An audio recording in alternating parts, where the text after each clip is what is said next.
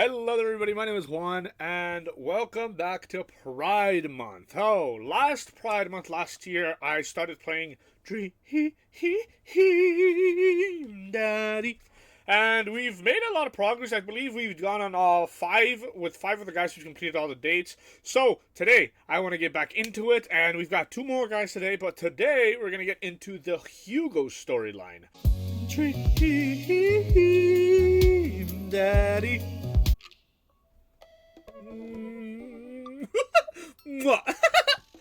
Hugo Vega, middle school teacher, high school teacher, writer of scholarly articles on 18th century literature for various esteemed publications. If you're on here to tell me that my son put a cherry bomb in your trash, I know, and I'm sorry. On a Friday night, you're most likely to brew some strong tea and paint my miniatures. I don't really know what that means. If you had one thing to take with you onto a deserted island, what would it be? Remembrance of Things Past by Marcel Proust. What are your turn-on muscles? Same, okay. What did you want to be when you grew up? A movie star. What's your favorite movie genre? Documentaries on art history. Yeah, so this guy is giving boring, but even then, you know, he's still kind of good looking, so let's see. What is your ideal date? Each of us read a different book on opposite sides of the couch in a comfortable silence. Okay, is that what we're looking forward to here? My glasses. Wait. What do you never leave home without? My glasses. Actually, I forget them at home a lot. I spend a lot of time thinking about... I worry that people who are against e-readers are more in love with the idea of books than actually reading them. Okay, so let's go ahead and message him. Let's see what's in store for us here. Do I make this a little bigger? Well, I kind of have to see the text bubble to see what I'm blocking. I think I can make it a little bit bigger. Okay. This music can get a little bit annoying sometimes, but we'll push through it. I navigate to Hugo's dad book page and type out a message. Can I... Hey Hugo, great seeing you at the barbecue. Want to hang out sometime? I wait for a few minutes before the computer dings. I'm so glad you messaged me, and I definitely want to hang out sometime, but I have a favor to ask. Our class is going on a field trip to the aquarium today, and one of our chaperones called in sick. Is there any possible way that you could come by and replace them?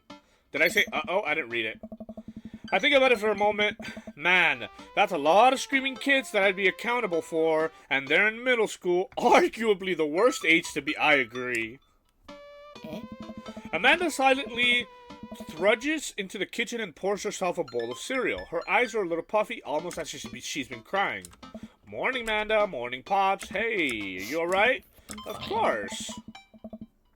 I was just thinking about the Backstreet Boys. They had a reunion. The Backstreet Boys are back. Alright. But they're different. Something's wrong with them. Like, they're a dream someone once had, but can no longer remember. Interesting. What an interesting way of, like, saying something. Oh, I am kind of blocking some of the text. Hold on. Not that it's a big deal, but... maybe we go here? That works. And no one's talking about it. They just go on like everything's normal.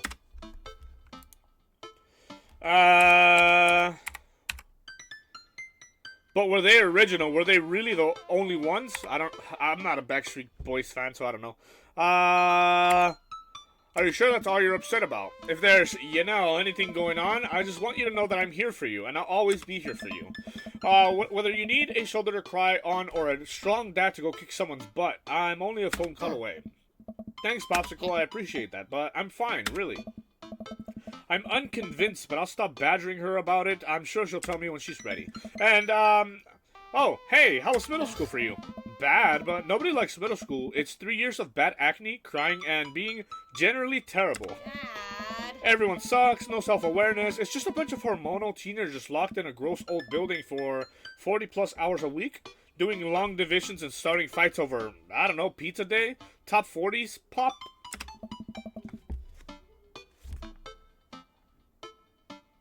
Y'all hear that? What was that? Middle schoolers should be avoided at all costs. What was your middle school experience like? I didn't like it, personally. I had my first crush in middle school. I'm still bitter about it. Alexis Stuggs. You hurt me and I'll never forget. Jesus Christ, man. Come on now. What'd she do to you? I stare off into middle distance, remembering the 24 hours that we dated and the 3 times we held hands between class periods. Then I remember the bitter betrayal. Her leaving for Arnold Birmingham, him making me eat dirt in front of her. I mean, my character is always so freaking corny in these, bro. I don't want to talk about it. See, middle schoolers are reprehensible. Wait, why are you asking me about middle school? Oh, Mr. Vega requested my help to chaperone his middle school class to the aquarium. Just wanted to know what I was in for. You get to go to the aquarium? Are you kidding me? The last field trip I got to go on was the clam chowder factory. They didn't even give us clam chowder. They gave us a square pizza at the clam chowder factory. Oh, is that why you won't eat clam chowder anymore? No, it's because Bobby Wellingham threw up on one of the vats of clam chowder, and I'm the only one who saw it happen. Oh shit, it haunts me. Right, let's leave that story firmly in the past. Anyway, you should just do it. Mr. Vega sounds like he could really use the help. Plus, you get to hang out with cool fish. Amanda, I kind of get weird about aquariums. The ocean makes me nervous. It's not really the ocean, though. What, are you worried that a whale's gonna pop out of the touch tank and swallow you whole? Don't you put fear in my heart. Well, they do have penguins there. Yes, they have penguins there. Then it's settled. Penguins overweight, fear of ocean. I sit back down at the computer and let Hugo know I'm available. He tells me to meet him at the aquarium and gives me the address. I grab my keys and kiss Amanda on the forehead before I head out. And I have promised in past parts that I am gonna do the Amanda storyline, which is basically like going on every other date but not doing the third date, so that we get time to actually have like interactions with her as we just did just now. And I'll probably leave that to the very end, but let's see.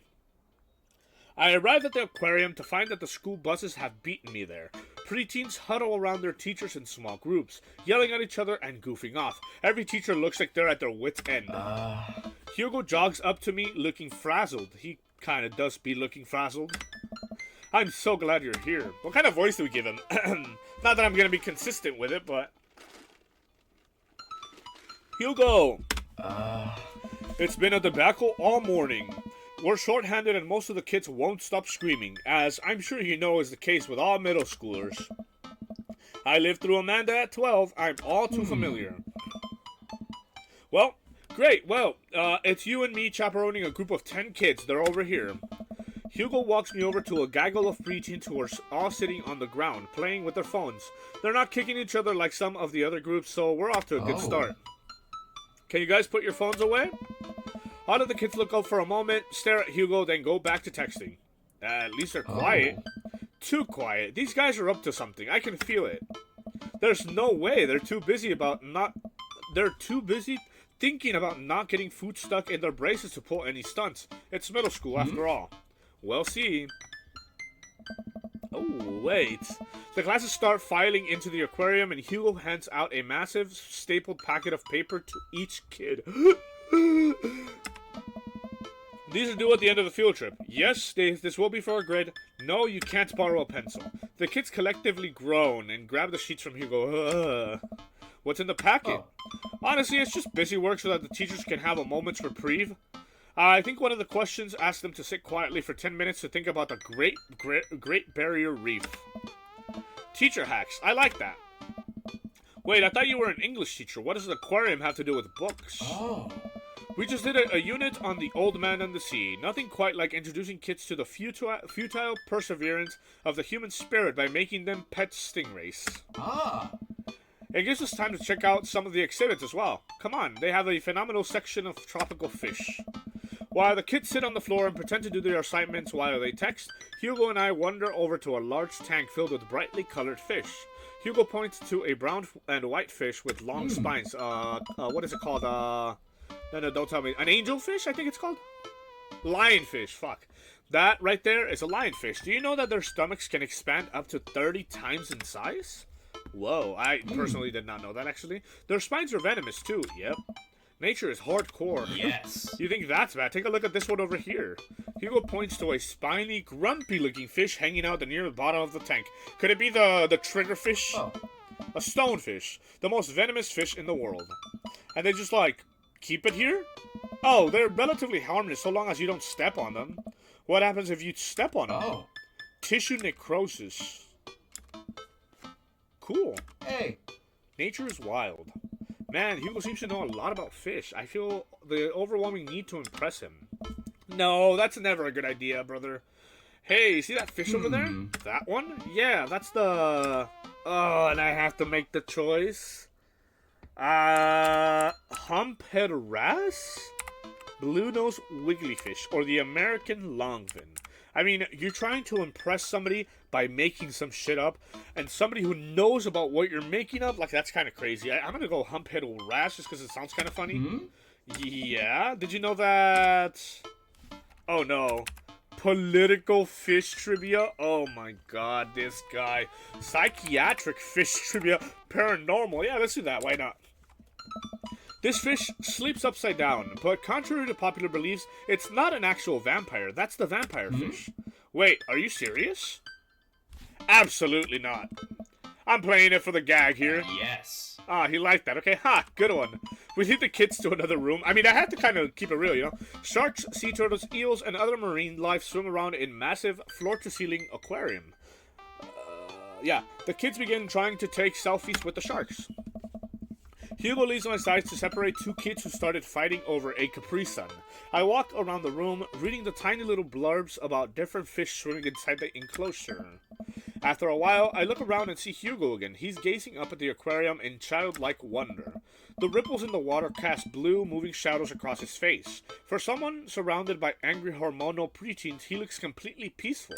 I wish they would show you something like that, you know, so you can get like some idea about what they're talking about specifically, you know? He looks really cute in this light. I hope he doesn't notice me staring.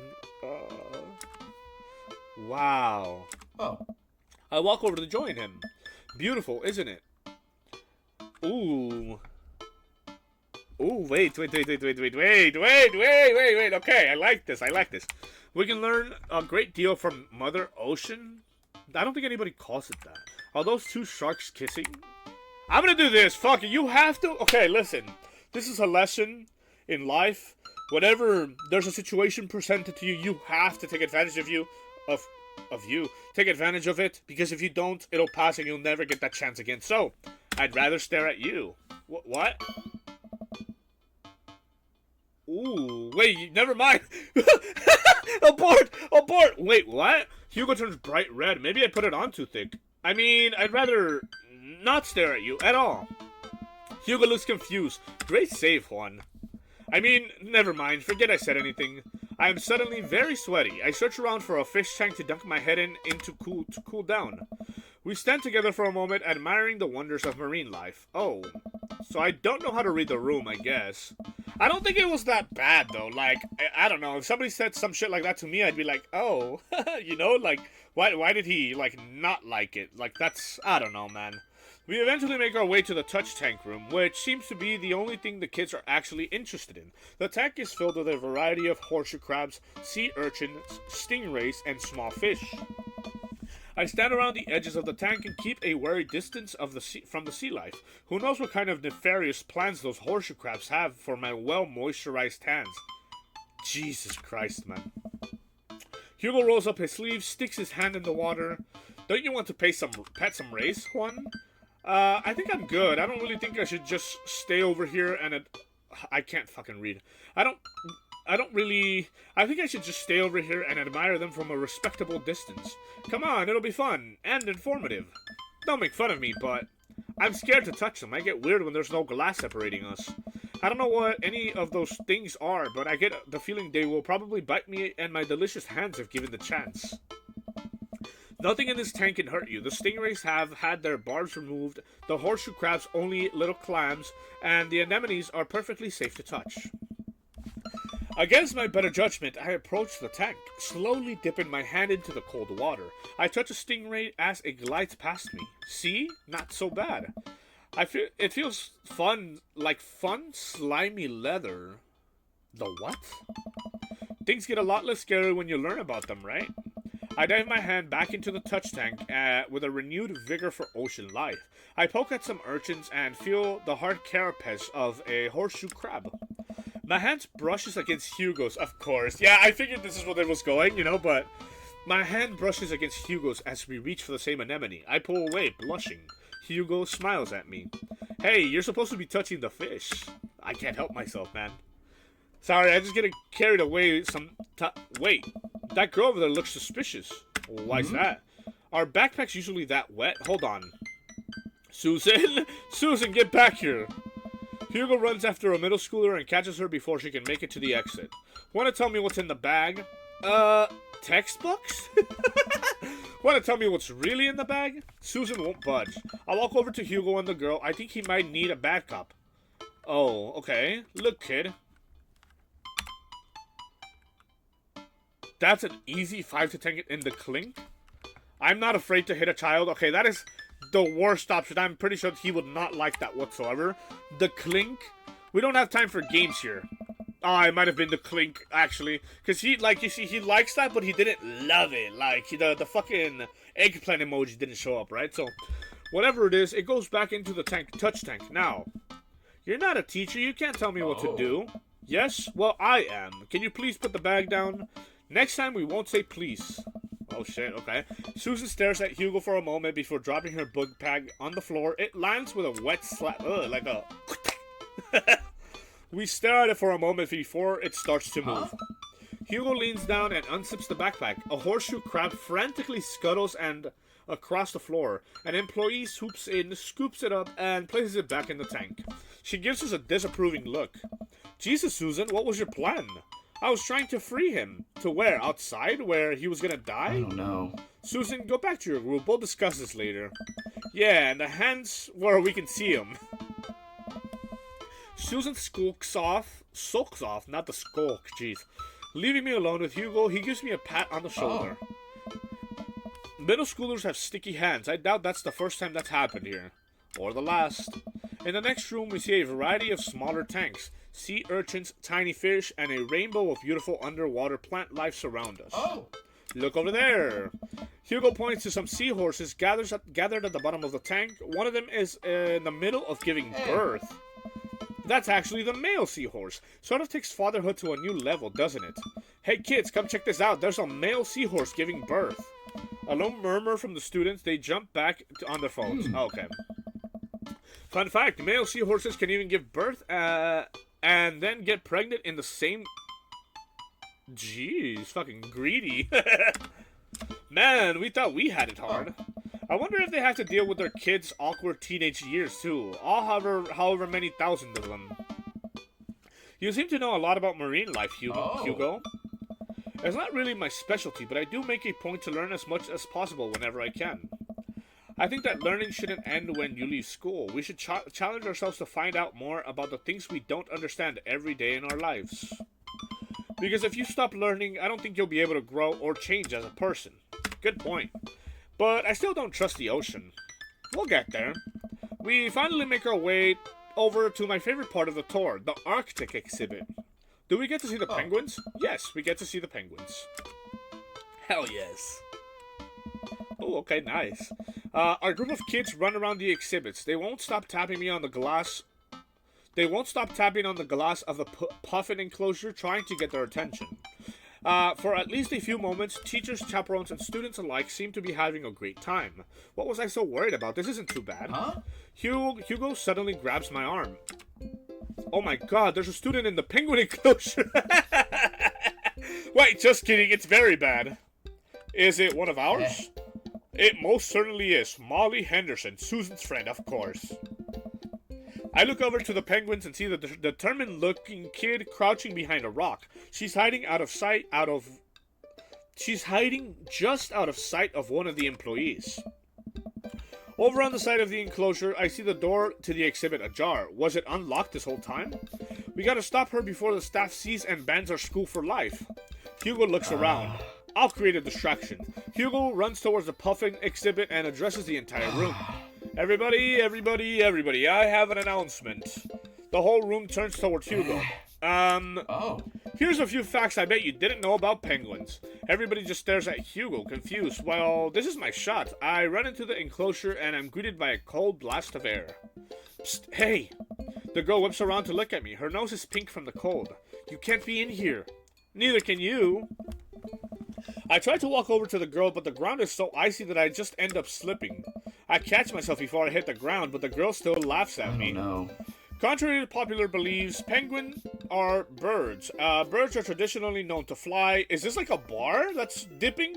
But penguins cannot. Oh no, it's just aesthetic. I guess I was like, wait, do I have time to do this? So I understand some confusion when we're discussing the birdness of penguins. The crowd is still somehow enraptured. Kid, what are you even doing? I'm letting the penguins go. They deserve freedom. Where are they even going to go? They're gonna live in my closet. Look, I just don't even have the time to argue about this. We gotta get out of here. Not until I save a penguin. Little known fact is that penguins only live in cold climates. With some exceptions, so they don't all live in cold climates if you're splitting hairs here. Did I mention that they don't fly? The crowd is starting to lose interest. I'm running out of time. Lay down the law? Bribe her. Sure, bribe her. I'll give you $20 right now if you leave with me. Molly thinks for a second. Okay, well, give it to me right now. I reach into my pocket and pull everything I have, examining each bill. Okay, well, I have $12 and some change. Also, there's a button here. Is that enough? Pay me the other $8 and we have a deal. We move to shake on our arrangement, or before I suddenly realize there's a wave of penguins on their way out of the enclosure. We're gonna have to block these birds. Oh, minigame? Wait. Okay, is that Molly? I yeeted the fuck out of him, jeez. Oh, wait, that's cool.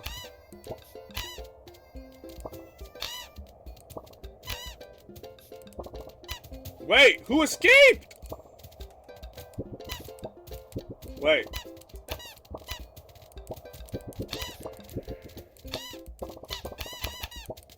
Wait, this is kind of hard. Wait, what? You guys need to get back, man.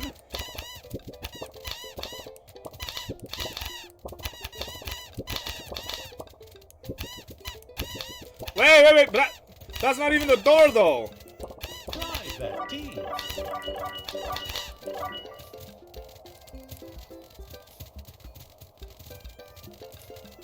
Oh, I had some escape, so they're gonna dock me points. The first one, you couldn't even tell where it was, man.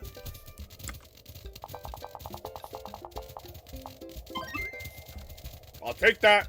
Bribery works, yeah, unfortunately.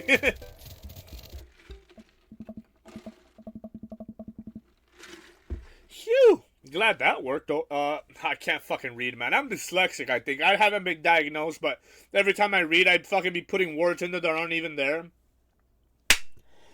Phew. Glad that's over. Just in time, too.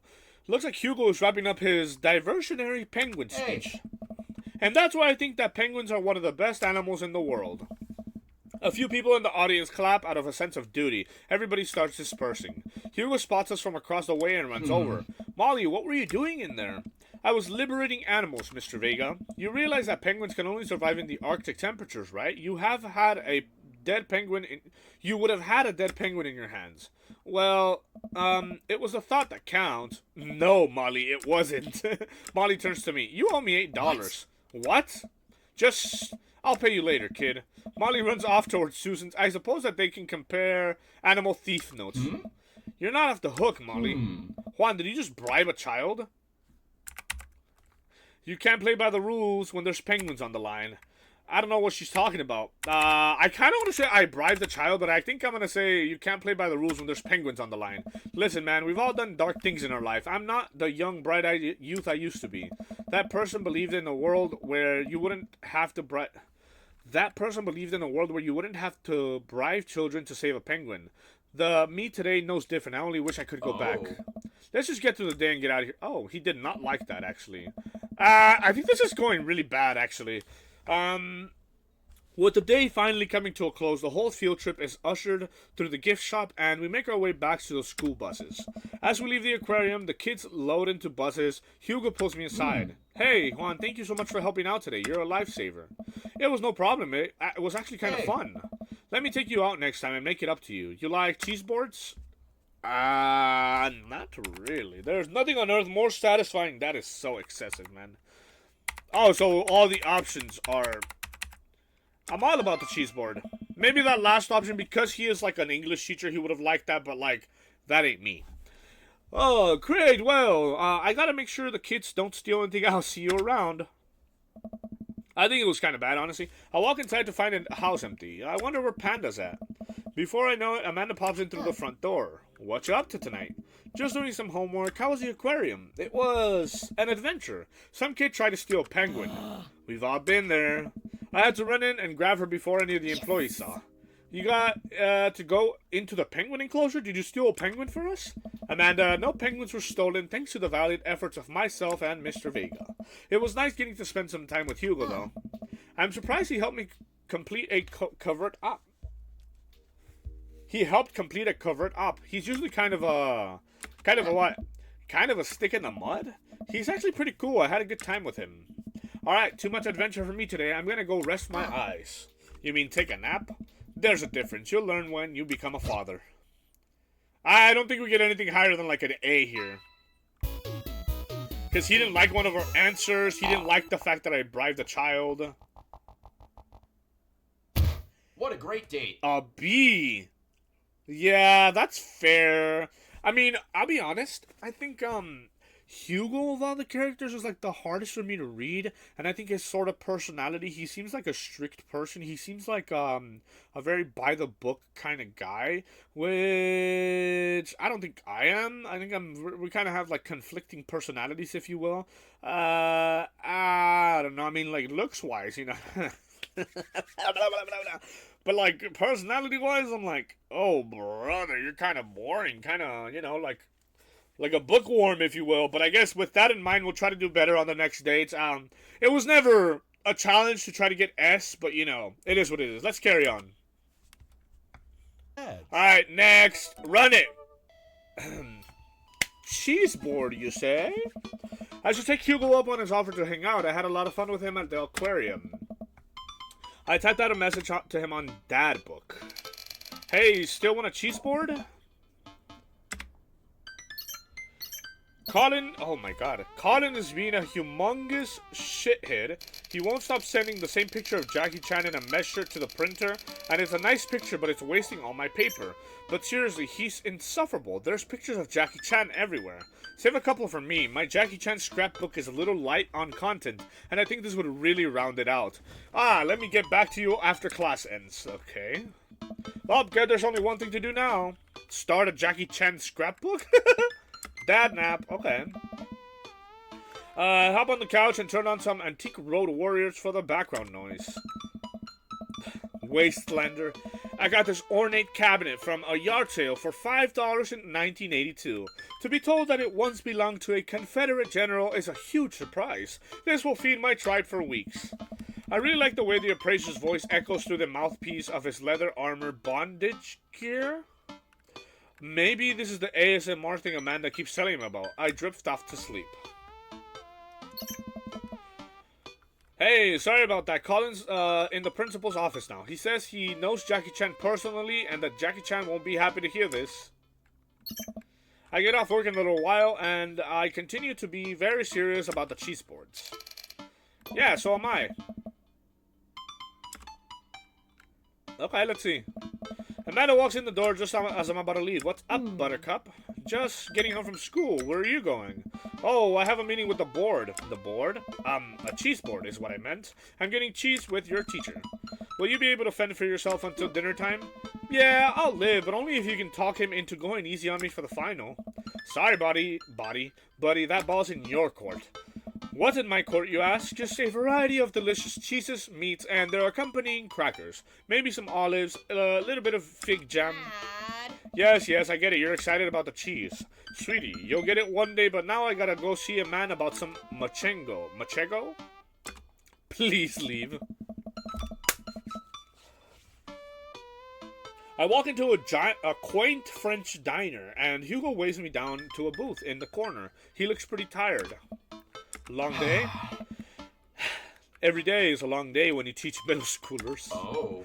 Colin started a gambling ring. The pictures of Jackie Chan were just a cover. He's bartering in those little rubber band bracelets that are also shapes. Is that one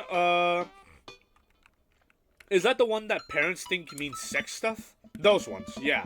But the reporters are just the sensationalist news media capitalizing on the fears of suburban parents as usual. What a fucking sentence to read, man. Holy fucking shit. But the reports are just the sensationalist news media capitalizing on the fears of suburban parents as usual. Like, what the fuck, man? I don't know. At least I hope. Yikes. Hey. Right now, I'm very ready for some fine wine and some delicious cheese. A waitress stops by and takes her order for the biggest cheese plate you have. For the love of God, just please put cheese in my mouth and recommends us some wine. Do you two want a scorecard for trivia? There's trivia? Yep, we're starting in in a few minutes. Pretty much everyone here is playing. We'd love to play, right, Juan? Yeah, sure. The waitress hands us a scorecard and a few pencils before leaving. I might not be much help here. I'm not very good at being smart, I guess. Come on, I doubt it'll be too hard. Juan. Oh, it's gonna be a fucking competition, isn't it? I turn to see Matt and Brian with their daughters, looking like they're ready for trivia. They come up to our table to greet us. Hey guys, you all here for the old question and answers game? Yep, we've come here every week, but Brian and Daisy carry the team. Carmencita and I are here just for the cheese. Provolone 2, Lost in New York, have been reigning champions for the last month. Man, Brian's great at trivia too. That raises the stakes. Great name, though. Solid team name. That's Carmencita's claim to fame. It hurts me how good I am at puns. Like father, like daughter. You're gonna try to give us a run for our money? We'll see what we can do.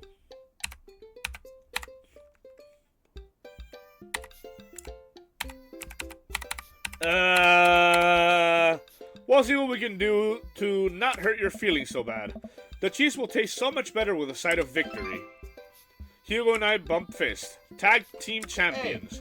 We'll have to think up of a good name, but I think this will be fun. Good luck. He would like something like this. Brian, Matt, and their daughters head back to their table. Well, I guess we need a name. Any good ideas?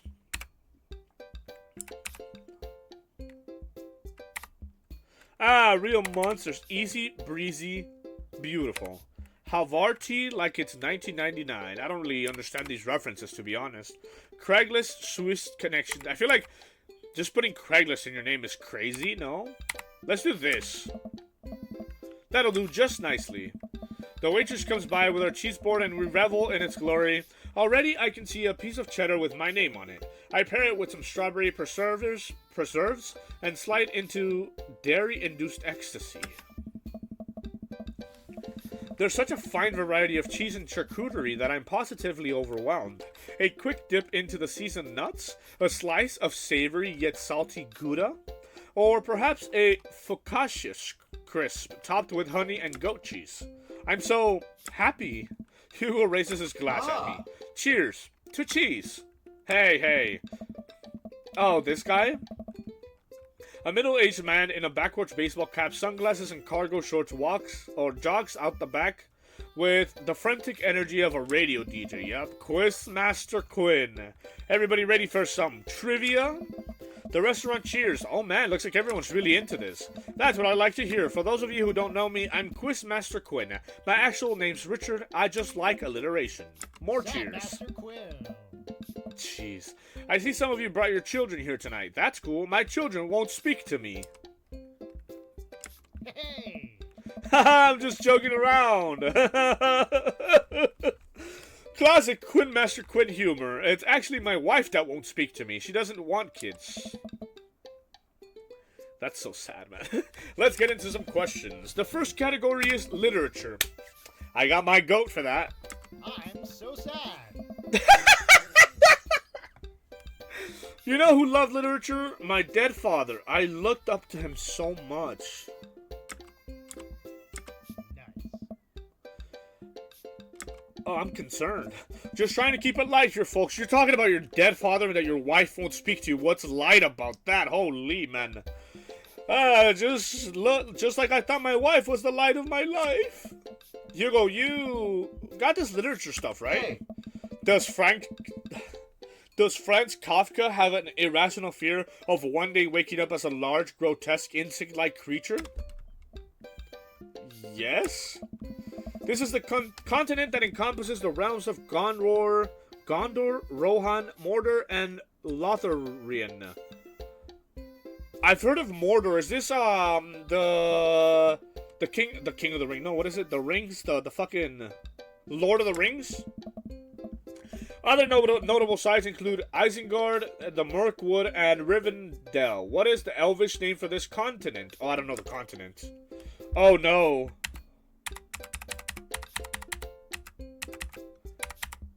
Endor sounds cool, but I don't know. Why can't he answer? He's the one who's good at this. Correctamundo. Oh, I was right, I guess. Who was a writer that created Tarzan and John Carter of Mars?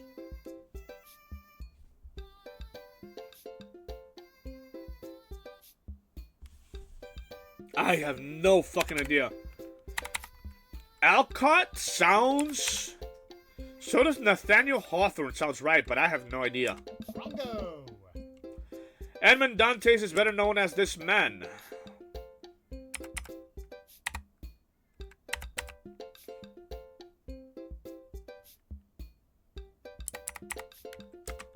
Wrong. I don't know, man. Like, what do you want me to do? And, like, I have a literature guy right in front of me. He could have helped, but he's not doing shit, man. The quizmaster walks around the room. I think he's doing crowd work. He stops by mine and Hugo's table. Whoa, nice cheese plate you got there. Thank you. They sell it here? How's that cheese tasting, big guy? Good. Haha, great. Cheese used to be my favorite food, but I developed a lactose intolerance later in my life. I'm sorry to hear that. I also developed clinical depression. That is not funny. But people don't tell you to... Wait, what the fuck is this? This is like the fucking writers being like, a cry for help from the back room or what? Like, what the fuck is this, man? But people don't tell you to just get over your lactose intolerance, right? Nobody's like, have you tried exercising to get rid of your debilitating dairy allergy? Or you just need to choose not to let your throat close up when you eat brie.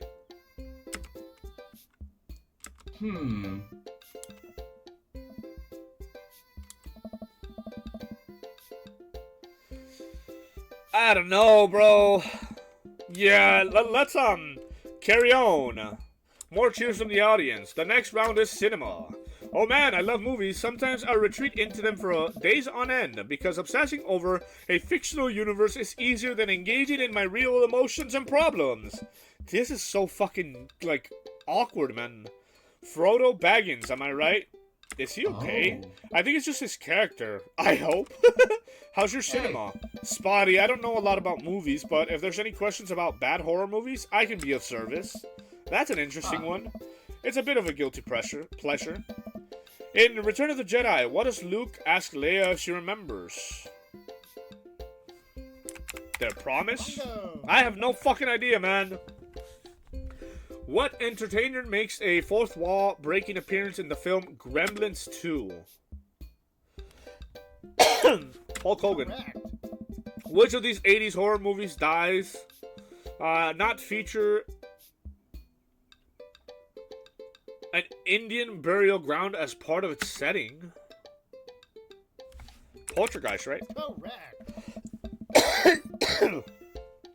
Seems like we're doing pretty well, but we're neck and neck with Brian and Matt's team. Those guys are pros. I look over at their table and give them a friendly but competitive nod. I lock eyes with Brian. He gets a much sterner nod. And the next category is wrestling. Okay, we're totally boned. Hugo grabs my arm. Yes. Wait, I got this. Huh? Man, you know who I would want to wrestle with? Literally anyone. I crave human interaction. Please put me in a chokehold. I'm out, man. What is this? What is this? What the fuck, man? I'm like, dude, you need therapy, man.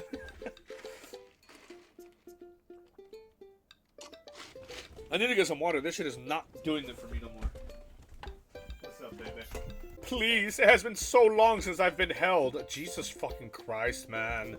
This is like, man, I'm like,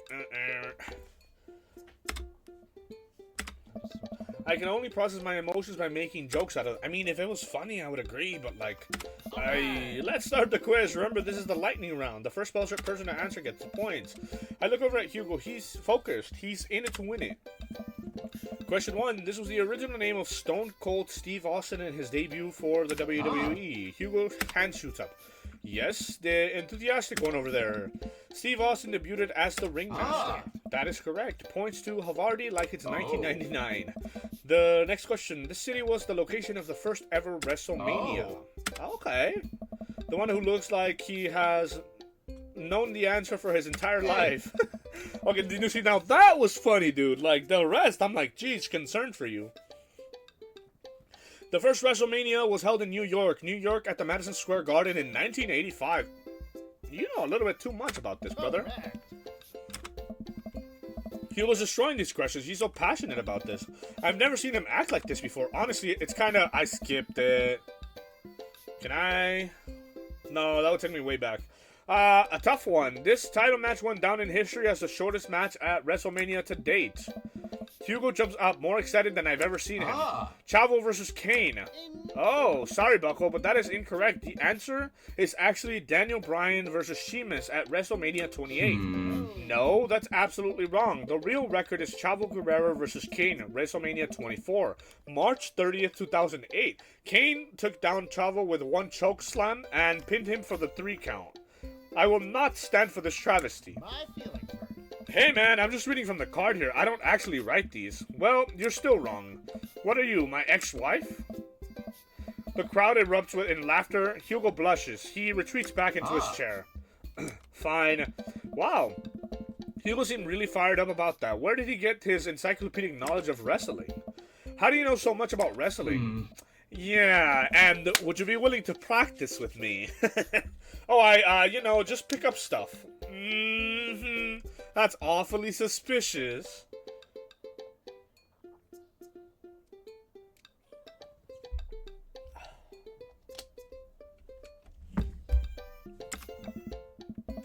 That sounds suspect, but it seems like he doesn't want to talk about it. I turn my attention back to the Quizmaster for whatever reason. Alright. Looks like we're down to the final category, and it's a close one between Provolone 2, Lost in New York, and Havarti, like it's 1999. Hugo and I high five. He looks over to Brian and Matt, Carmencita, and Daisy, all playfully giving us thumbs down and sticking their thumbs out. I eat a big chunk of cheddar, and without breaking eye contact, show them just how serious I am. The final category is cool animals. We got this. Animals, huh? I never could take care of another living being. Hell, I can barely take care of myself. Haha, I'm falling apart. Anyway, here's the questions. The Canary Islands were named after what kind of animal? Birds. Wrong. The canary's a bird, though, no? What is the last animal that appears in the dictionary? A zonkey. Probably this one. Correct. What mammal has the thickest concentration of fur in nature? A platypus, a polar bear, an otter. Maybe a polar bear, no? Incorrect. Alright, I'm just gonna come around and collect your scorecards and we'll see who came out on top. Remember, the winning team gets a $25 gift card to Phil's Auto Care. If you need a car part, Phil's will fulfill all your needs. Everyone's oohs and ahs. God, I want that gift card. The Quizmaster goes back in the back to tally up the scores. I pick at what's left of our cheese plates. There's a bit of brie here and tastes absolutely divine on a cracker with a little bit of honey and dried apricot. So what are your plans after our big win? I'll probably retire, take Amanda somewhere tropical, drink something out of a coconut. I always wanted to do that. What about you? Probably take my winnings to Colin's gambling ring. Bet it all on black, walk out of there with more rubber bands in the shape of animals that I know what to do with. Bold, but I like your style. You want the last piece of Havarti? Nah, that's all you. You definitely earned it. After a couple of minutes, the Quizmaster jogs back to the room. Everyone immediately quiets down, waiting with bated breaths for the results. Who will... I don't think we win. I really hope it's us. Hey everybody, we've had a great night. Lots of goofs, lots of laughs, a little bit of light crying in the back, but that's neither here nor there. It was a close game, but the winner of tonight's trivia contest is Provolone 2. Yeah, how was I supposed to know any of these answers, man? God, I can't do this anymore. Please just take the gift card. Brian and Matt run up to grab the coupon and bow to the roaring applause of the crowd. I do my best to convey to Hugo a sense of appreciation for his hard work at trivia with only eyebrow raises and a shoulder shrug. We'll get them next time. They haven't heard the last of Havarti like it's 1999. Oh, that's it. Hugo and I walk back to our cul-de-sac, full of cheese and a sense of defeat. Brian's good, but I saw some tactical weaknesses which I think we can exploit for the next trivia night. He seemed weak on literature. I think we can establish ourselves early on. It would hurt team morale. Maybe it would get them more focused on cheese than winning. You're right. Next time we'll be prepared. Shame about that one wrestling question, though. I'm not kidding. I plan to write a strongly worded letter to whoever employed that man. Come on, there's got to be a story there. What do you mean? You didn't ever even stop to think you pulled that wrestling knowledge out like you were at the ring yourself? Oh, it's just stuff I know. Ask again. Yeah, Hugo, I figured you'd better be lying after dealing with every kid in school for as long as you have. It's embarrassing. I'll ask again. You know what's actually embarrassing? Not being able to explain basic algebra to your daughter. You know what's definitely not embarrassing? Knowing stuff about wrestling. Hugo said, finally we get one of those. Alright, if you really want to know, just follow me.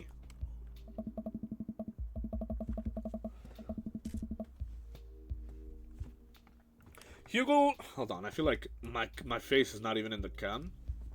There you go. Hugo leads me to his house at the edge of the cul-de-sac. We step inside, and his house is exactly what I expected it to be. Neat and filled top to bottom with books and art. Oh, welcome to my house. Sorry it's so messy. His house is actually spotless. If you follow him, I follow him down a hallway. What are we doing? Hugo opens the door and ushers me inside. It's pitch black. He closes the door behind us. Oh.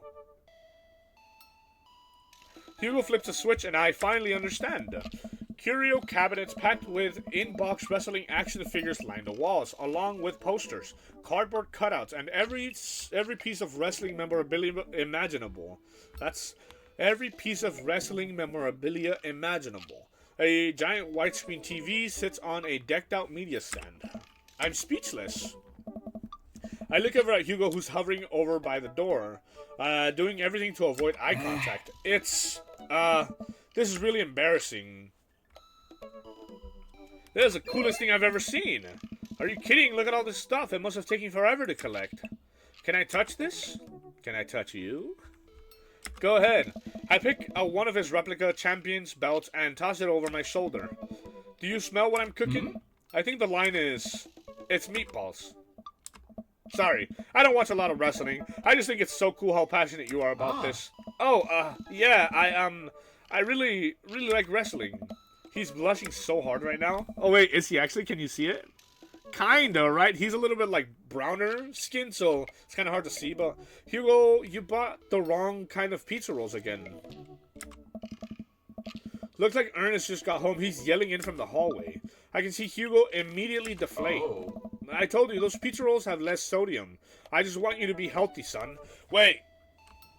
His own son talks to him by his first name? That's kind of concerning, no? Hold on. I need to drink some water.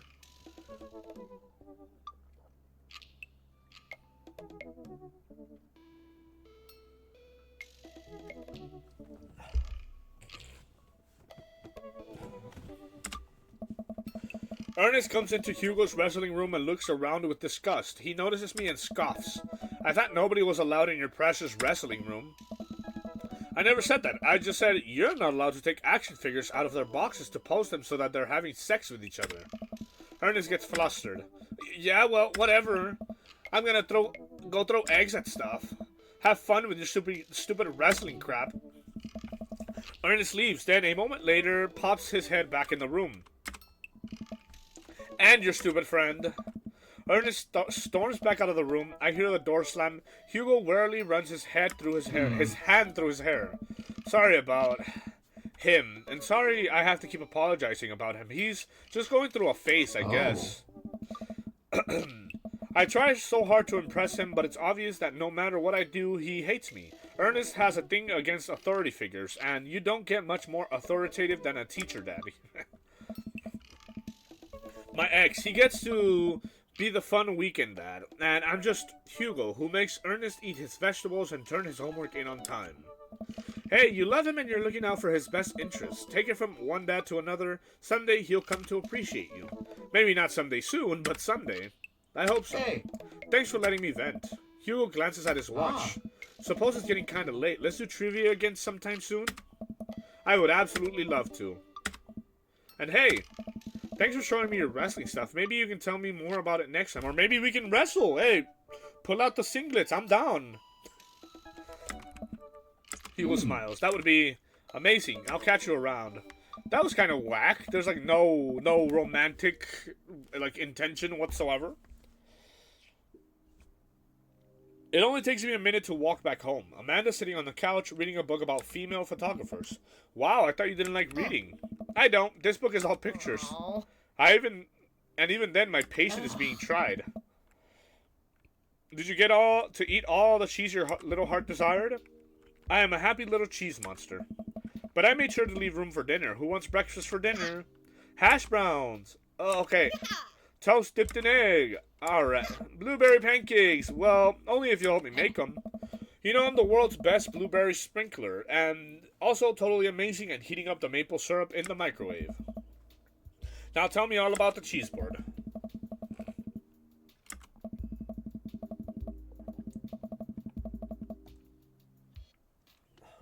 Oh, I tell her all about the trivia, but leave out the parts about Hugo being into wrestling. I figure she would probably find some nefarious way to use that for the information for a better grade.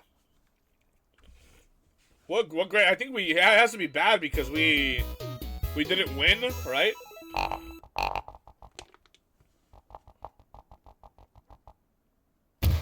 That was so good you gave me goosebumps. Okay. Hey, we'll take it. You've got dads. Alright, run it. Run it.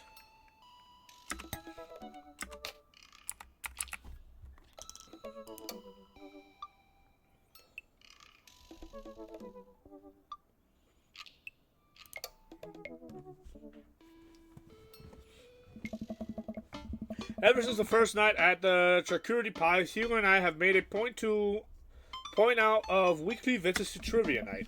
Havarti, like it's 1999, has come in first place ever since, despite Provolone 2 lost in New York's continual efforts to dethrone us. I've been able to do a complete overhaul of the interior of my car thanks to all of the Phil's Auto Care gift cards we've received. Air fresheners, car chargers, you name it. Amanda's riding in a lap of luxury. Aside from the trivia nights, I don't actually get to see Hugo a lot. The end of the school year is coming up, and he seems to be having a lot of trouble dealing with the stress of teaching. I should do something nice for him. Maybe help him take his mind off screaming teenagers. Books? He likes books, but I would have no idea where to even start with that. He probably reads more books in a month than I've read in the past year. I know he's really into wrestling, but he's been reluctant to talk about it since he showed me his wrestling room. I know he's kind of shy about it, but maybe... Whatever, let's roll the dice. I think I have a plan. Hey, alright, folks. Looks like we finally have the points tallied and we're ready to announce our winner. You know who else is a winner? Me, because I've finally seen just how beautiful and loving my wife is. Huh? A few weeks ago, all of the regulars staged an intervention for a Quizmaster quiz. We sat down in a circle and told him that we wanted to see him be better and love himself. He agreed to start going to a couples therapy with his wife, and last time he told us that they adopted a dog together. I love you forever, my Quizmaster Queen.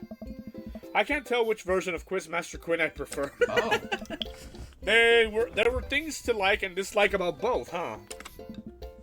And the winner is, for the fourth week in a row, Hugo and I cheers our small slices of camembert,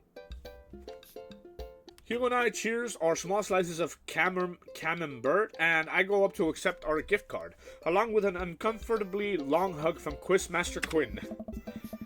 May Havarti like its 1999's reign be as long and wonderful as my marriage to my beautiful wife. Okay. We make our celebratory round of high fives to the rest of the teams and sit down to finish our cheese board, savoring every last bit of burrata with pesto and slices of tomato. Hey, I got a surprise for you. For me? Yes. And for once, it isn't more cheese. Well, if you think you can somehow top that, be my guest. I'll top you. I pull out a book that I've been carefully hiding in one of my pockets and slide it over to Hugo. Oh. Hugo picks up the book and reads the title aloud. Harry Butts, Crapper Keeper? I wanted to get you a book, but I figured you probably already own every classical piece of literature, so I thought this would be fun. For when you're pooping. You should flip through it. Hugo looks up at me and raises an eyebrow. After flipping through a couple of pages, he finally comes across the small gift I strategically hid inside. Oh. You're kidding me! Hugo looks around, worried that he made a scene. He leans in. You're kidding me. Hugo pulls out the wrestling tickets I hid inside of the Crapper Keeper. This is to the World Federation of Wrestling's Power Slam series? You've been working so hard lately, I thought you'd like them. I like them. I love this, thank you. But wait, there's two? Yeah, I figured we could go together. Sweet man, Che. You'd go with me? Heck yeah. I need you to explain the finer points of wrestling to me, though. Hugo gets up, walks around the table, and effortlessly picks me up in a big bear hug. Has he been this strong the whole time? Thank you. I let out a little squeak to sort of say that you're welcome. Oh, okay. It's the night of the Power Slam. Hugo shows up at my doorstep in a loud, oversized wrestling tee. He's a little blushy and extremely cute. Okay. We drive about an hour to another city for the big event. Hugo spends the entire ride teaching me the basics of wrestling and the terminology I need to know. So, it's fake, right? Well, yes and no. While wrestling and the act of hurting another wrestler is fake, the work requires remarkable athleticism and oftentimes results in actual injury. Those people are getting hurt, sure, but not the way that we're led to believe. Historically, wrestlers as we know it today was created by carnival workers to fix gambling. And the people who actually believed it to be real and would bet on these matches were called marks. That we know that it's technically fake, but still choose to suspend our disbelief makes us smart marks. So I should be watching this for the acrobatics, and the tension, and the drama, and even the storylines. I think that anything or anyone can tell a good story. You just have to look for the story. Even something like what we're about to experience will tell a phenomenal, sometimes understated story despite a ridiculous premise. Wow. What? I just really wouldn't have pegged you for a huge wrestling fan. Nobody does. I get it. I'm the button-down teacher type. I like poetry and art history. I write dissertations on heavy tomes by Russian authors for fun. But I like wrestling. It's a big part of who I am because it's considered kind of lowbrow. I feel like I can't share with anybody because they'll make fun of me. I think, personally, let me see. Take a little breather. I think wrestling is one of those things that is like kind of like the gateway, or oftentimes could be like the sort of like gay awakenings within people, because you watch these men in like fucking like speedos basically fighting each other, and oftentimes they're like very built and muscular and kind of beautiful, you know. So it's like I fucking love that shit too, and obviously we kind of love it for different reasons, but you know, it kind of brings us together, so that's kind of cool, I feel like. But let's see. But I like. Oh wait. But I like wrestling. Oh yeah. We saw this. Till now, Hugo smiles to himself. Till now. Oh. Hugo and I enter the stadium and are directed to the upper level. After grabbing some snacks, we make our way up the stairs. We go further up. The further up we go, the more my heart sinks. I thought we had gotten good seats, but by this point the ring looks like a postage stamp. We finally settle in our spots and wait for the match to start.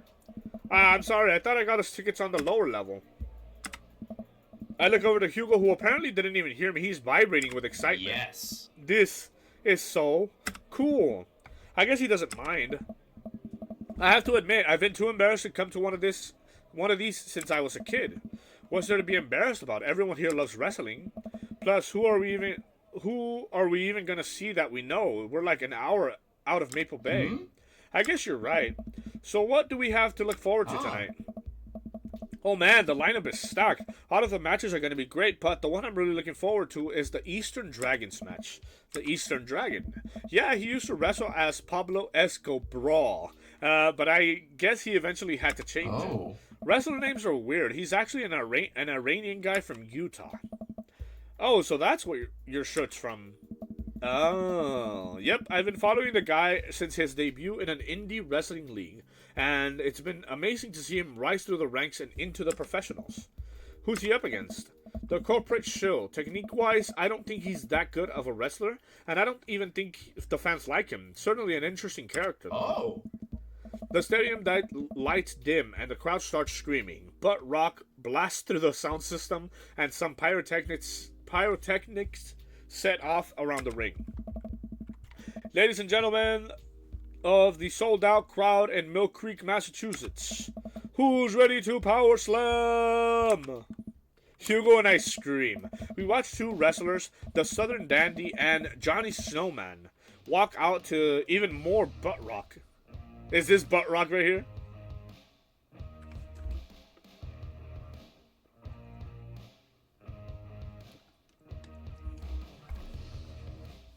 The Southern Dandy mixes and drinks a mint julep in the ring before the match. The crowd eats it up. The Southern Dandy's from Maine.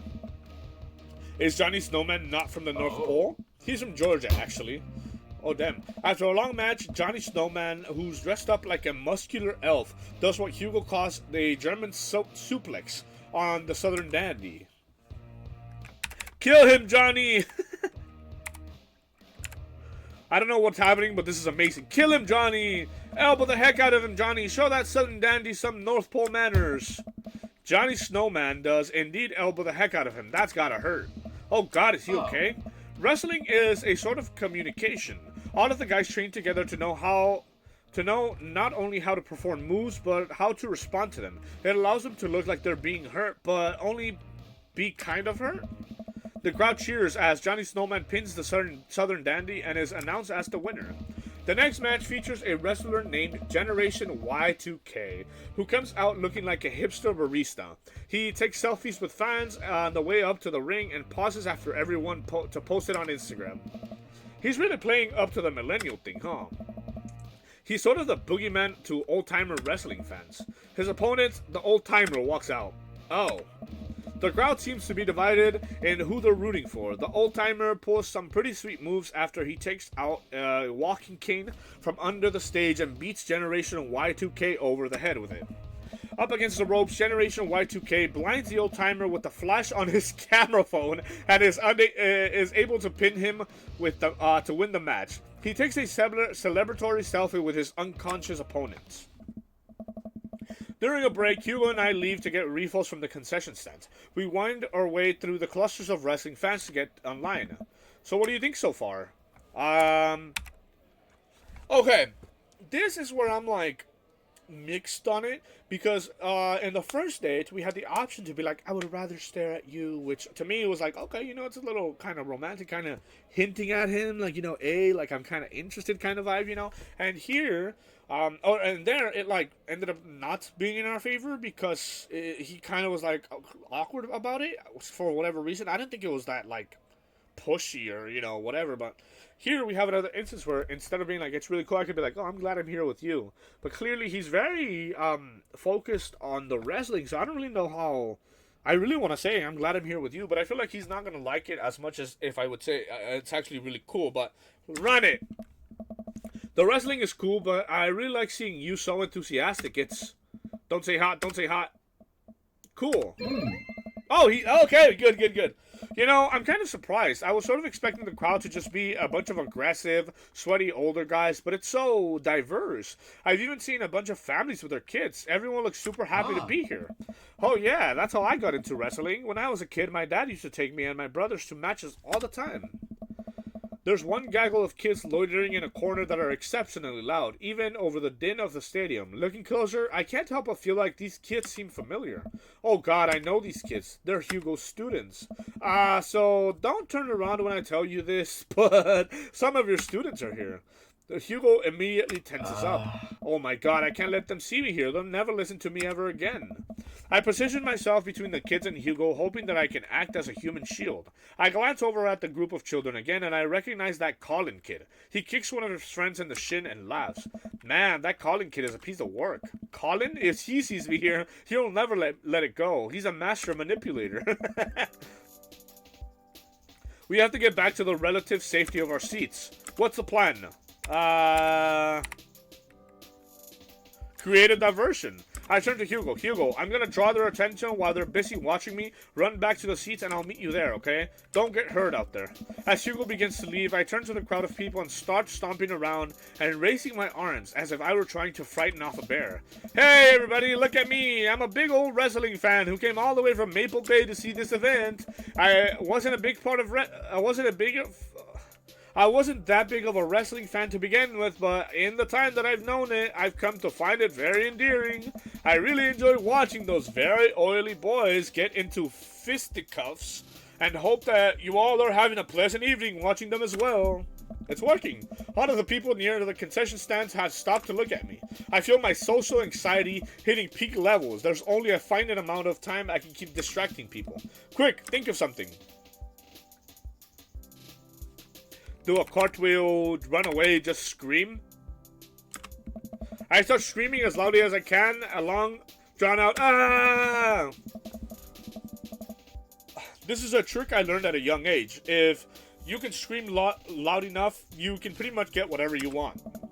Out of the corner of my eye, I spot Hugo sneaking through the doors. Success. I stop screaming and do a curtsy. Thank you for your time. I run after Hugo and go back to our seats. Yeah, I guess that worked. Hugo and I sit down and breathe a huge sigh of relief. Phew, that was close.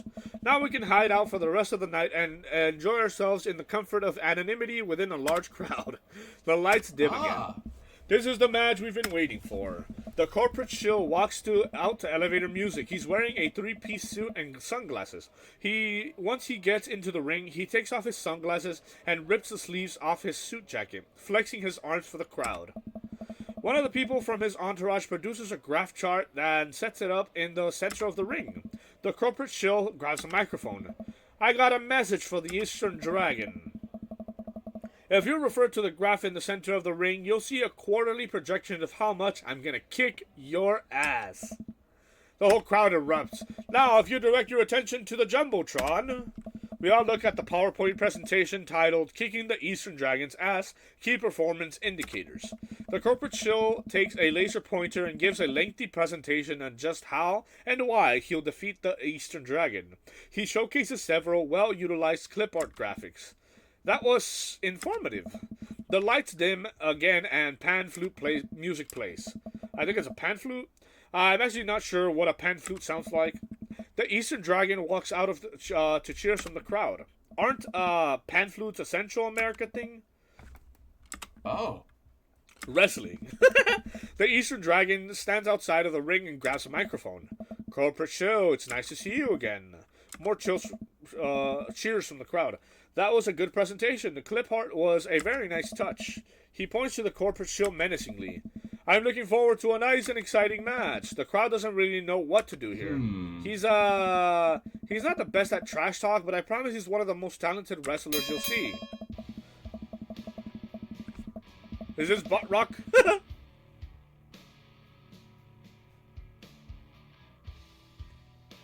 We'll take it. The match starts, and it's just as exciting as Hugo had hyped it up to be. The Eastern Dragon performs some ridiculous aerial stunts that make me concerned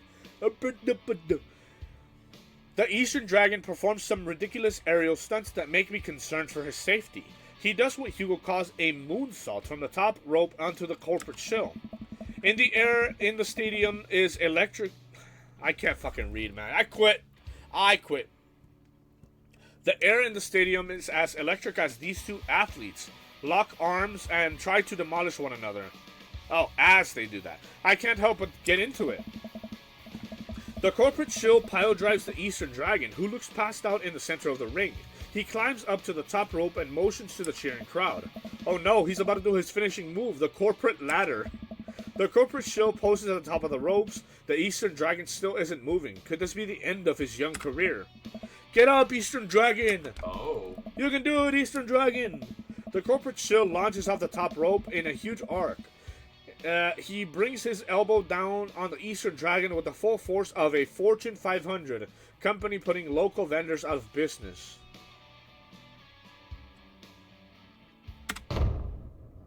Oh, I kind of like that little bit of a rock music we got there, though. That was kind of nice. The corporate shill pins the Eastern Dragon and the match ends. Hugo sinks into his chair. Man, he should have won that. I sit down with Hugo. What a match. It was amazing. I think I'm a fan of wrestling now. Hugo looks over to me and our eyes catch. I'm glad. The event goes on and we have a little downtime before the next match. We decide to just relax in our seats to avoid the middle schoolers. It's unlikely that they would ever notice us in the upper nosebleeds. I look up at the Jumbotron. Oh, they're doing the kiss cam thing. Why do I feel like my camera's like slowly like moving to the left, man? Is this thing like not... Okay, that works, that works. It zooms in on a bunch of cute couples who all do a quick smoosh to raucous cheers from the crowd. Oh, that's so nice. And then it zooms in on Hugo and I. Whoa. What? What? What do I do here? I look over to Hugo and see the same mortified expression on his face. The entire crowd is chanting and neither of us know what to do. I mean, I kind of want to kiss him. Hey, protect Hugo's identity. That might be the best. Try to ignore it. Okay.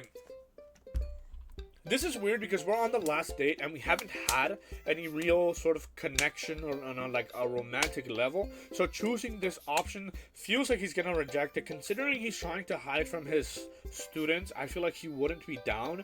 But like, it's the last date. Like, we have to do something in a romantic sense to a certain extent, right? Run it! Run it! I slowly lean in, awkwardly tilting my head.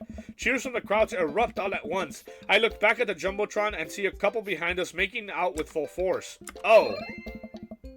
Hugo and I turn beet red and slink back in our chairs. So much for laying low, I guess. The rest of the match thankfully goes off without incident. Hugo and I eventually laugh off the kiss cam and get back to the wrestling. After the show ends, he convinces me to hang back and let the rest of the crowd exit so that we wouldn't risk running into Colin and his awful group of friends. By the time Hugo and I walk back to his car, most of the wrestling fans have cleared out. The parking lot is surprisingly empty, save for a beat-up car parked in a few spots down from us. We warily keep an eye out for any stray middle schoolers as we hang out by my car. Man, that was an experience, right? It's one thing to watch it on TV, but to be there in person is just, wow. Thank you again. I wouldn't have gotten to experience this if it weren't for you. It's just me and Hugo in front of the car in an empty parking lot. I look down. Kind of funny about the kiss cam, huh? Oh. Yeah, it was super funny. But neither of us are smiling. We look into each other's eyes and I can feel a warmth radiating from my cheeks. We stare at each other for just a little bit too long. Hey, cool shirt. I turn around to see a guy in a hoodie and a basketball shorts walking up to us. A duffel bag slung over his shoulder. I haven't seen one of those in years. Oh my god. Oh yeah, I got it from a trade with this guy from streetsmarks.net. I love that website. Someone always posts these awesome, super detailed breakdowns of the matches in the indie circuit. Have you seen those? The name's like J something. JD Slaminger? Oh, is that him? Oh, come on. Yeah, that's him. Those are my write-ups. You're JD Slaminger? You're kidding. Oh man, I'm such a huge fan of your work. It's so nice to meet you. The man vigorously shakes Hugo's hand. I'm honored. Man, I wish I could stay and chat. I have so many questions, but I'll PM you on the forums if you ever want to talk shop. Absolutely. The man starts walking away. Hugo coughs nervously to get his attention again. Is there any chance you could sign my shirt? The guy turns around and beams. Sure thing. Wait.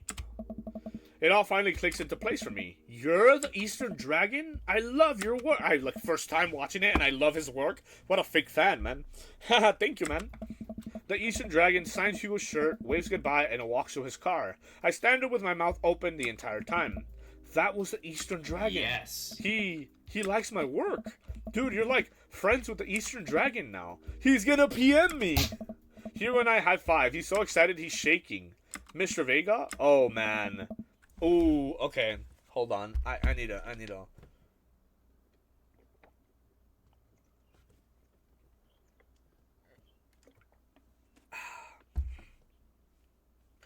Colin and his cronies pop out of nowhere.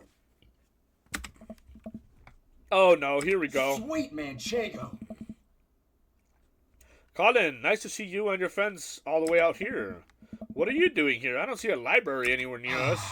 I was watching the Power Slam series with my friend. Ha, Mr. Vega likes wrestling? What a fart knocker. Actually, that's pretty cool. Shut up, dickweed. Nah, man, that's actually rad as hell. Who were you just talking to? Probably one of your stupid bug nerd friends. Actually, he was talking to his good buddy, the Eastern Dragon. All of Colin's friends gasp. Guys, come on, he's lying. There's no way the Eastern Dragon would hang out with these losers. Oh yeah? How did I get his autograph then? Colin's friends lose their minds, screaming their heads off. Colin is red with anger. See you in class, bitch. You can't say that. Who's gonna believe you? Okay. Hey, Hugo and I hop into the car to the tune of more children screaming. We laugh all the way home. Hugo and I descend the stairs of his home into his wrestling man cave, where we both crack a beer. We are both winding down after an exciting evening. So if you were a wrestler, what would your persona be? Hugo answers immediately. J.D. Slaminger. My forum name. I gotta represent my literary roots. My costume would be a tweed coat, and my finishing move would be a catcher in the eye. Yep. Where I poke my opponent's eyes and call him a phony, of course. Wow. I've given it a lot of thought. What about you? I would be... Dad. That's kind of cheap, though. Bomb Clancy. Like, I don't understand these references. So, like, you know, I'm gonna be Dad. I don't even wrestle. I just throw dad puns at the opponent until they submit. Nice to meet you, Hungry. I'm Dad, you know? I'm just not realizing that I don't know any actual wrestling moves. You know, I could teach you some. This is what I've been waiting for since we found out he was into wrestling. I'm game. Hugo and I square up in the center room, ready to go at it. I'll go easy on you. On Dad? Absolutely not. Before I know it, I'm on the floor. Hugo wraps his legs around me and squeezes. I can't move. This is a figure 4 leg lock. If I were applying full force right now, you would be in extreme pain.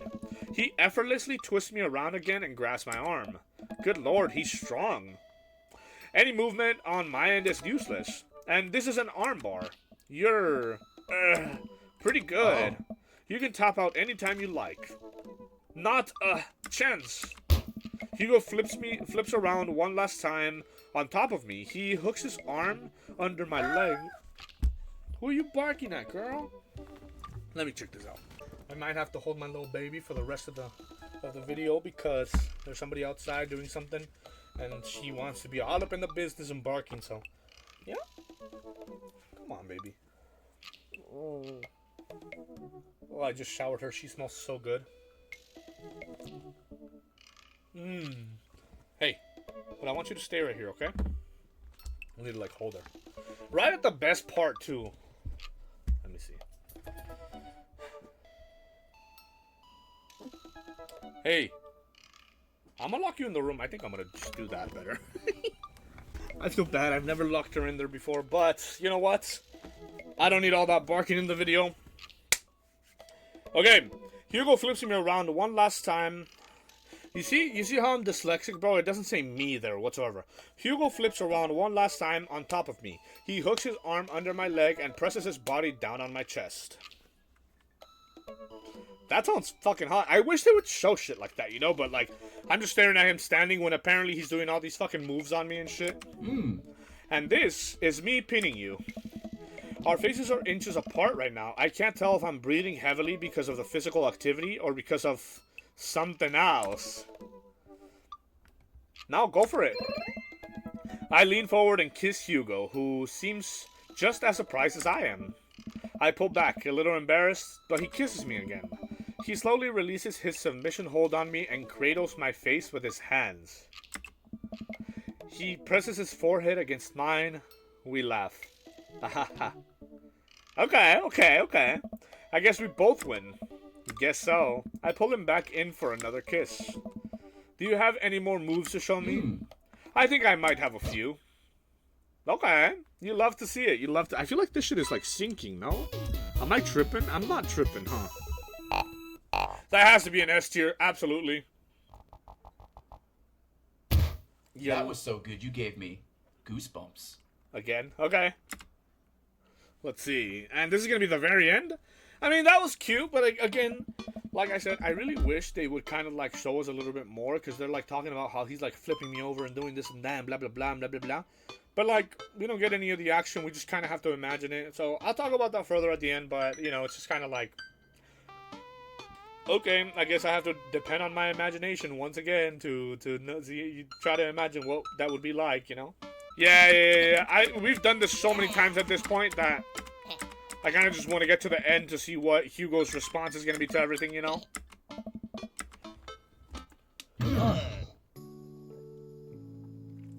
Oh, he came in his little shirt. That's cute. You told me not to make a big deal, but yeah. Surprise. Yes. Mac and cheese party, yep. Yeah.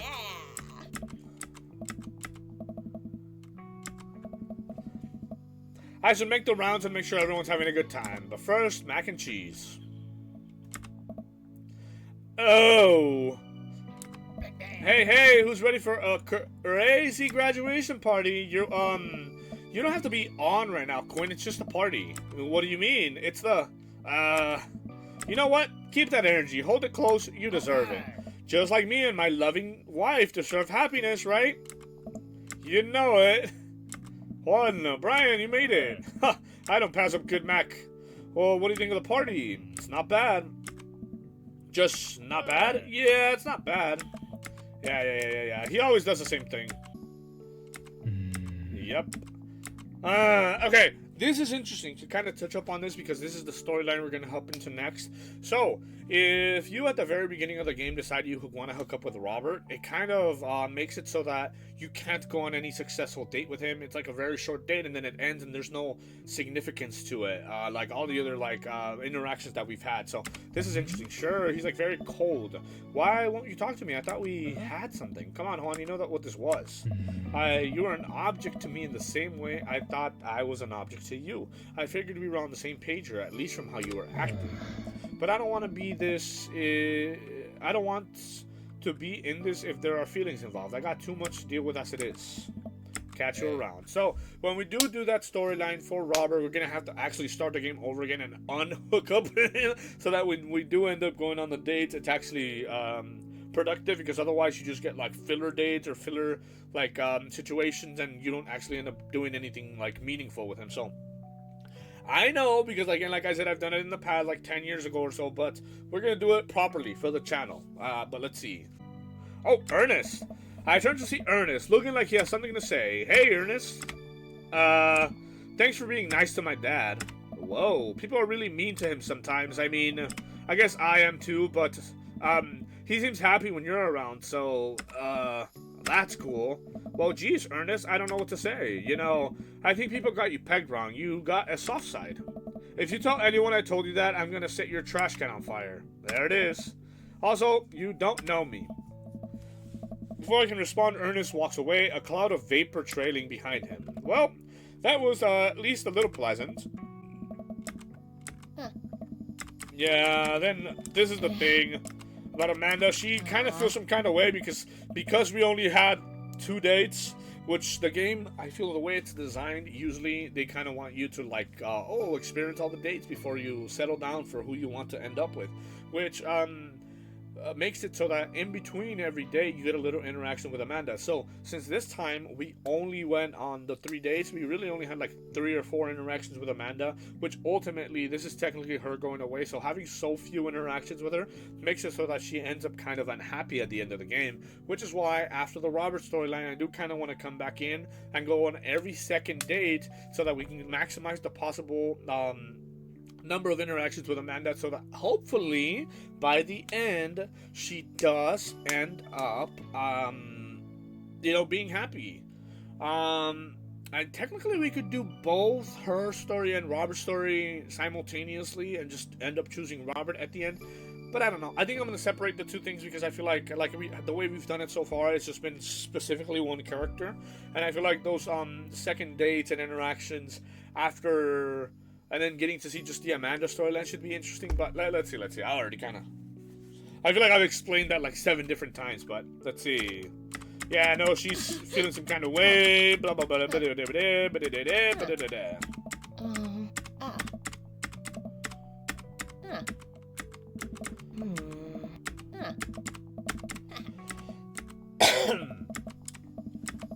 Oh, and here we go. I take a seat next to Hugo as the last guests make their way out of the party. Cool shirt. Thanks. It reminds me of a special night. So the secret's out, huh? Hugo likes wrestling? You know, I was really nervous to come here dressed like this, but everybody in the neighborhood, they were nothing but accepting of me and my hobbies. It turns out that Craig's a huge fan too. And Colin told everyone at school that I'm into wrestling, but it actually backfired on him. The kids have a weird sort of respect for me now. A few of them even asked me to be the sponsor for the wrestling club. Not the Olympic wrestling, the wrestling that I like. I actually like both, but there's an important distinction, and I think you know which one I'm talking about. See, just goes to show how there's nothing wrong with being open about what you like, huh? I guess that is a sort of metaphor, right? I agree, as long as I'm being open. I'm also a huge fan of very handsome dads who throw great parties for their kid and love a good award jumble. Oh, me? I blush. And I'm a big fan of... Quick, think of something clever. You. Hugo's? This Hugo specifically. Hugo laughs. He drapes an arm around my shoulder and pulls me closer. He plants a soft kiss on my forehead. I'm happy here. Me too. Hugo and I watch the sun dip below the horizon together. Hey, do you think maybe later you could show me some new wrestling moves? Oh. Naked? How about I show you my pump handle plyo... The what? I can't help it.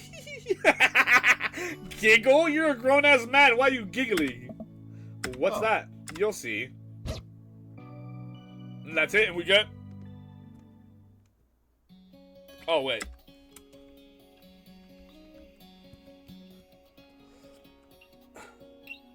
Tree, daddy. Oh,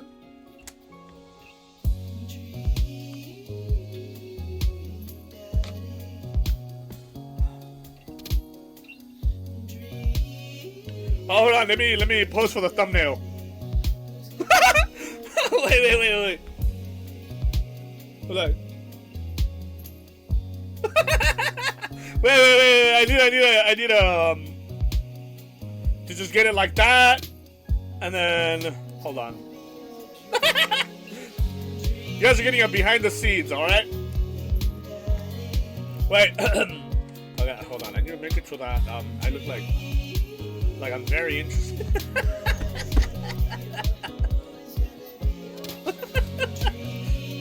Or like, you know that emoji with the little saliva coming down, like. All right. I mean, hey, listen, for like little postcards, this is one of the better ones, I feel like. But let me see. Let's we'll go over them later when I do the Robert storyline. But for now, we're gonna go ahead and leave it there. But let's see. I think that's it, right?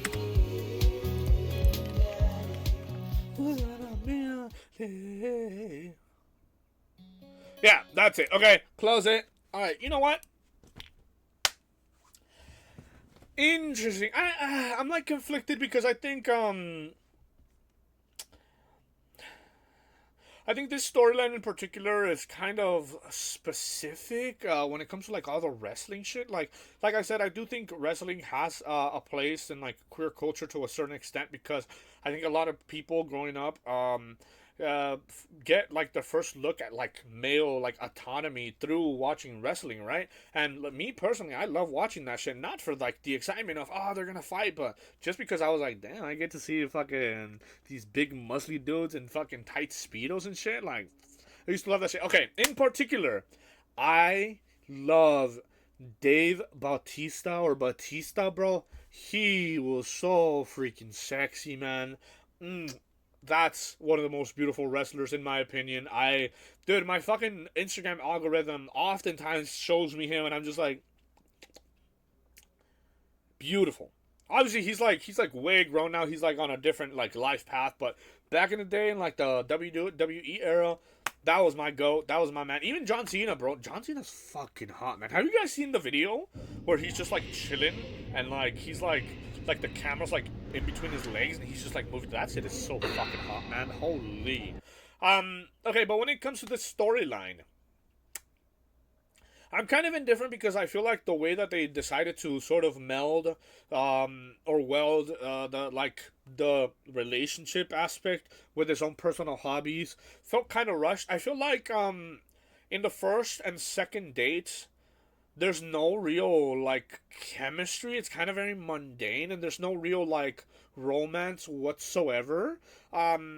Even when the first time we get to choose an option for the storyline where he's like looking at the fishes in the aquarium and he's like, oh, or you have to, what are you looking at? And I'm like, oh, I would rather be looking at you. I thought that was cute. I thought that was potentially a good entry point, but for whatever reason he didn't like the fact that I just wanted to look at him, which gives me like contrary vibes as to what we're trying to accomplish, because at the end of the third date we technically end up dating or together to a certain extent, right? So I thought that would be a nice building block to get to that eventual place, but the fact that he doesn't like the fact that I kind of flirt with him a little bit, it's, I don't know, a little bit awkward. And I guess it does fit his character because, like I said, he is like a very sort of strict and very like by the book kind of person. But like, I don't know, I felt like that would have been an instance in which we could have broken a little bit of that character and kind of get a little bit more leeway into him and his life, right? But the fact that he was like so opposed to it, I was like, what the fuck are we doing then, right? Like, I also, and I feel like this goes for the entire game. I feel like I love the game. Don't get me wrong. It's like one of the few games that is like family friendly in a way which I can record. Because there are other games like this that are a lot more graphic that I have played. I'm not gonna lie, but I can't do that shit for YouTube, bro. There's like fucking sex and shit, so you can't really post that, right? But I do wish, on one hand, that there was like voice acting in a game like this, only because there is so much fucking reading, man, and like I handled it, obviously. Like I like the game enough to a point where I'm willing to do that, and but I'm not the best reader. Like, you know what? I'm not the worst reader either. I'm like, okay. I do be fucking up words here and there. I am a little dyslexic sometimes, be fucking putting words into the sentence where there is no, that word isn't there, right?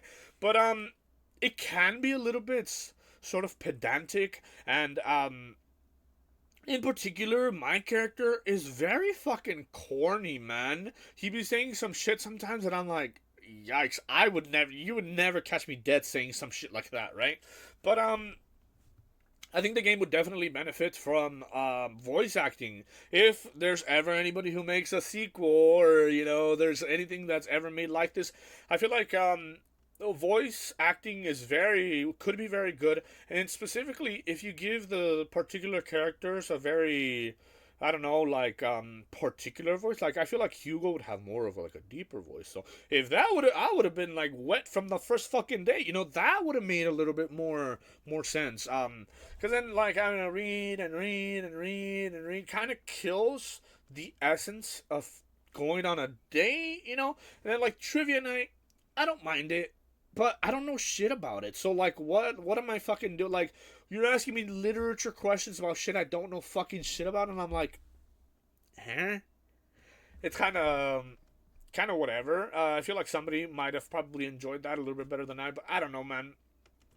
I like the game. I like the fact that we're even able to have like that at the very end of that third day where we're like over here like wrestling with this dude and like kissing up on him. That's another thing. I feel like the level of animation or even just the art, it's good, but they be describing sometimes a scene or what's happening supposedly, but they never show us anything. Like one example is when apparently Hugo's looking into the animals or the fish at the aquarium, and apparently his face looked so beautiful under that light or whatever. They could have shown us that, and I don't need it to be like animation or anything. I just a still image of him looking really nice would have added to the feeling of us being in this situation and being like enthralled by this individual. But the fact that I kind of have to imagine it in my head, I'm like, okay, when at the end when we're like wrestling with him, we're like, oh, and this is this lock and this is that lock, but we just see Hugo standing there in the middle, and it's like, okay, so is anything gonna happen? No. It's again, it's cool, and I obviously if you have a great imagination, it works in your favor. I feel like because you're able to imagine it to your best degree or in your mind or whatever. But I don't know. At this point, I'm just kind of criticizing because it's like it's cool and I liked it, and I think the story is nice. But I do feel like in order to get us a little bit more invested, they could have done a little bit more. But it is what it is. It is a kind of an old game at this point. I don't know why I'm complaining. It's just, after almost finishing it, I'm like, yeah, those are some of the things that I think are kind of flaws. And obviously, maybe the budget for it maybe wasn't that great. So probably that's why they don't have any voice acting, because who's going to pay for this, right? Honestly, I kind of would. But, I know it's cool, and I love it, and I appreciate the representation and the fact that there is a gaming simulator where you get to date older men. I stand. I absolutely do. I personally find myself attracted to older men. So having this simulator where I can kind of like be a dad and date other dads, it's cool. But it does leave more to be desired, and it's unfortunate that we can't get something that's a little bit more um detailed and more complex. It's kind of simple, a lot of reading, and again, it's worth it to a certain extent, and I'm willing to do it because it is queer and I'm able to have this sort of like experience. But yeah, it does leave more to be desired. That being said, I enjoyed that. I do think dude, it's crazy because I feel like games like this for like straight people are like a lot more detailed and probably have a lot more detail. But even the fact that when we're in those moments when we're like, oh, he pinned me down and put his whole body weight on me, I fucking ate that shit up. Even if I have to imagine it, bro, I'm like, like it made me feel something, bro. Like, jeez, it's cool. But again, yeah, I just wish it was a little bit better, but it is what it is, right?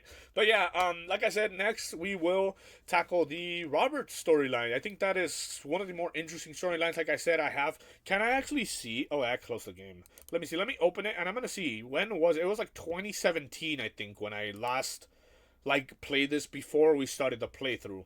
I played that when it first came out, and in particular, I wanted to play the Robert storyline where I figured out that you can't just hook up with him, because if you do, he kind of considers you just a hookup, and nothing potentially more could come from that, which is honestly kind of an inch. And that's the only the only date. Let me actually get my dog. I locked her in the room. Let me go get her. You'd be rude, so I saved her from the hell. It wasn't even hell. You were comfortable in my blanket, huh?